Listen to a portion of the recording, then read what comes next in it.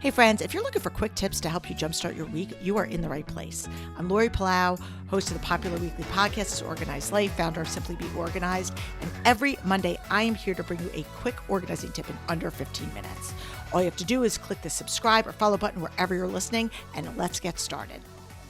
Hey guys, Lori here, and welcome to today's tip of the week. I am really excited because we are kicking off November, which is the start of one of my favorite months, of one of my favorite holidays, Thanksgiving. So I know it's crazy if you're listening to this in real time. This is like we're beginning to get, overwhelmed with food and gifts and the holidays and all the good, bad, and ugly. And I thought it'd be really fitting to talk about today's topic because it's something, unfortunately, that happens a lot during this time of year as we are doing a lot of online shopping or a lot of shopping in stores.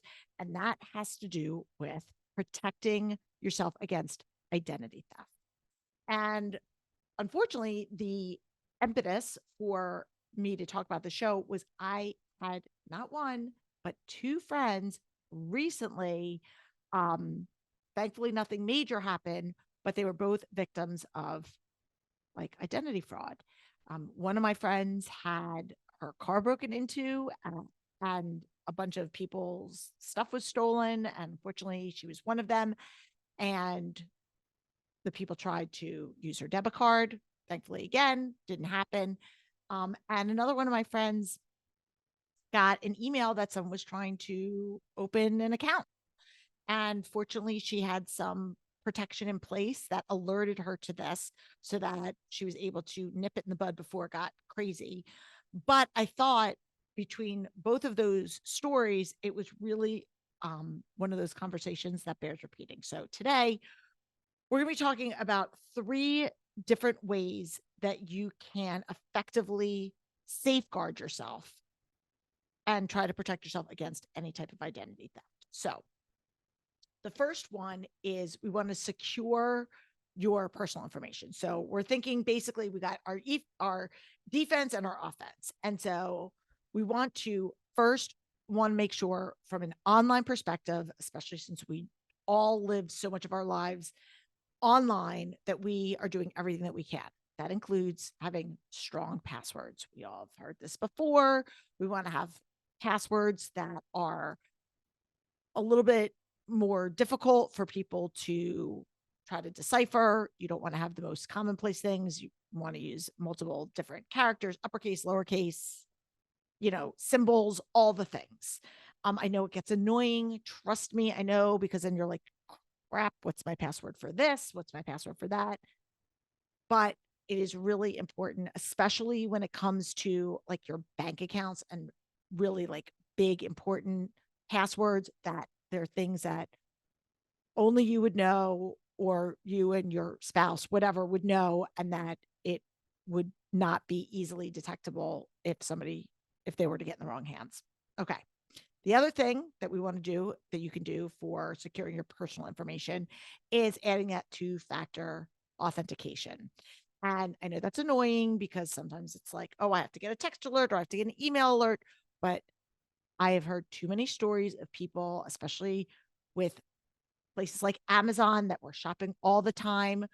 If you don't turn this on, and for social media, even if it's not having like your money stolen, having people hack your accounts, have that two-factor authentication authentication I can't speak authentication turned on. You will not regret it. Okay, in the fact to stop it from something from happening. Okay.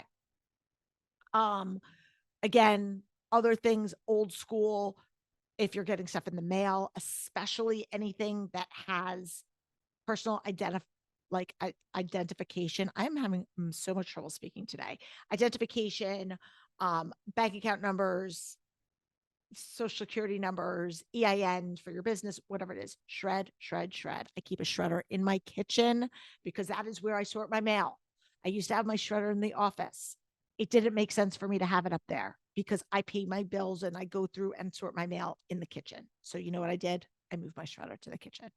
So make it easy for you to get rid of that clutter, that physical clutter, but shred it, do it safely. So again, so first up, secure your personal information, passwords, two-factor authentication, and protect all of your personal documents. And the other thing with personal documents is you want to keep those important documents like passports, birth certificates, marriage license, all of that safely, securely stored, not in a drawer somewhere. Get a little fireproof safe, put them in there, and you know that all of that stuff is safe and secure in one spot. Okay. Second thing that you can do for to reduce your risk of identity theft is to monitor your financial accounts on the regular. I know this is like snoozeworthy for a lot of people, but it is really important.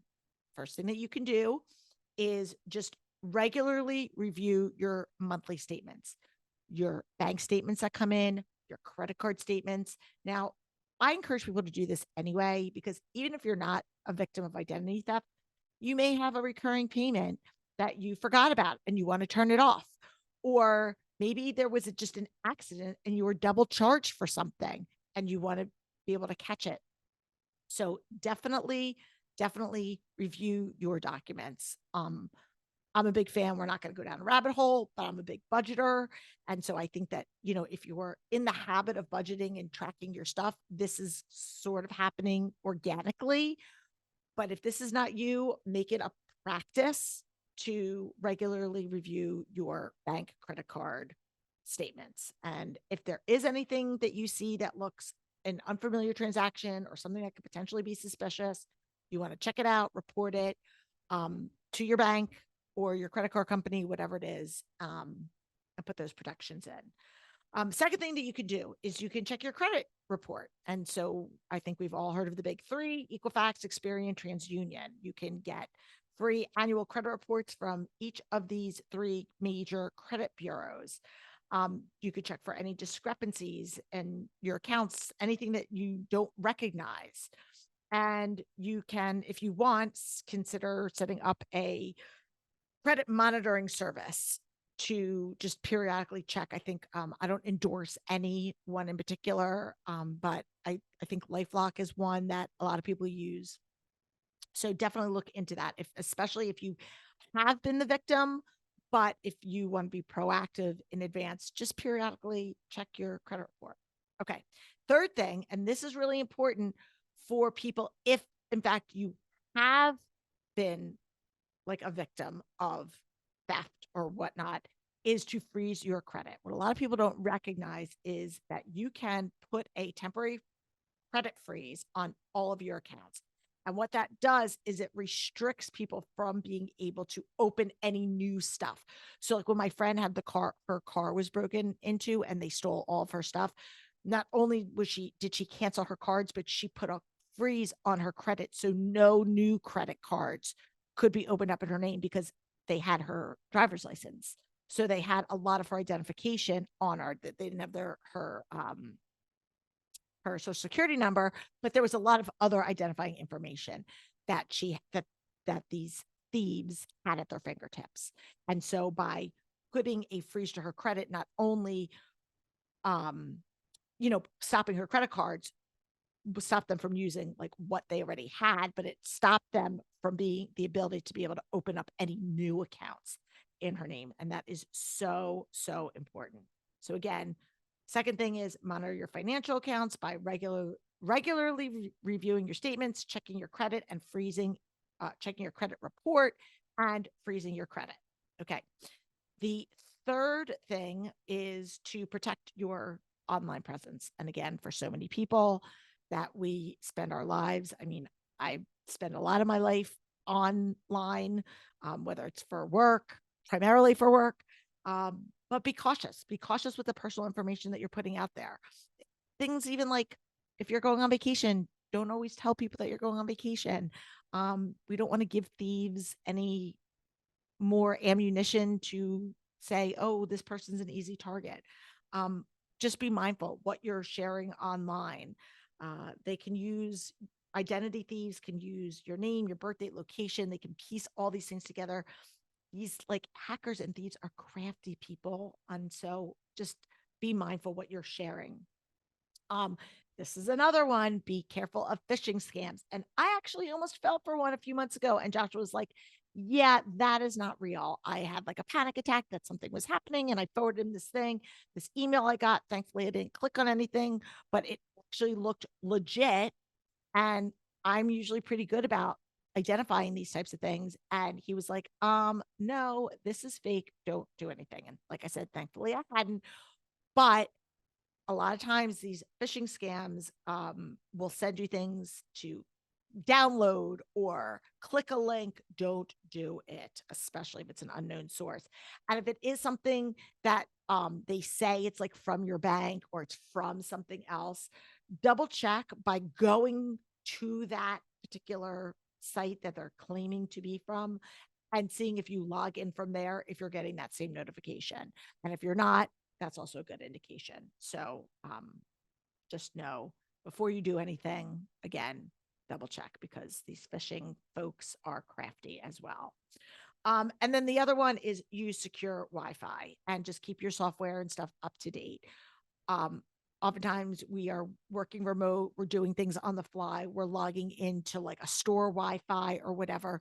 Just be really mindful of what websites you're visiting when you are on a public Wi-Fi. I'm not saying don't do it. We live our lives out and about. That's one of the, beauties of flexibility, but just be really intentional about what information you're sharing when you are on public Wi-Fi. So just think about that. Just remember it is public, which means that you are exposing yourself potentially to other people having access to your information. So again, I'm not using this episode as a scare tactic, but I do want you to be as proactive and mindful because unfortunately, people like to take advantage of other people. Not only does this add a level of anxiety and stress to people, but it will require like extra time that you probably don't have to try to undo what's been done. So just try to be proactive as you can by protecting your identity, protecting your stuff, and being mindful this holiday season. So I hope you found this tip of the week useful and I hope you have a great week. Don't forget, like, subscribe, and share the show. That is how we continue to grow and serve other people. Follow us on YouTube, whatever modality you want to get this. But we appreciate you being here. So thanks so much. Until next week, I'm Lloyd Plow. Peace out. Thanks for tuning in. If you like this episode, please spread the love and share it with your friends.